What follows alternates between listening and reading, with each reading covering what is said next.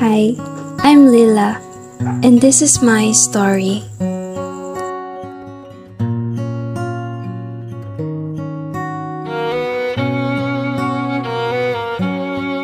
Isa akong masayahing tao, lalo na pagkasama ko ang mga kaibigan ko.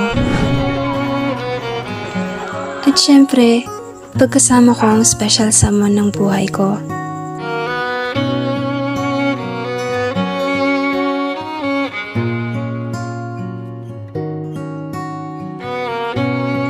Sobrang saya.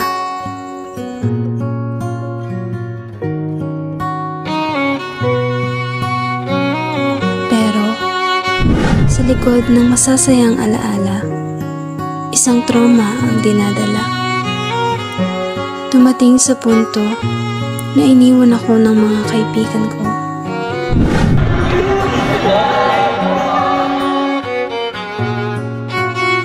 Ng pamilya ko. Saan ka naman galing, ha? Saan ka naman galing? Hindi mo ba nagtang sagoy? Bakit? Tapos ang sasabihin mo, nag-aaral. Iniwan din ako ng pinakamamahal kong tao. Ganun na lang yun para sa'yo? Lahat ng pinagdaanan natin, ganun na lang ba yun? Nahalap kita! Pinagay ko na! Di ko alam kung paano magsisimula ulit. Pero di ko hinayaan na makulong ako sa kalungkutan. Ito ang bago.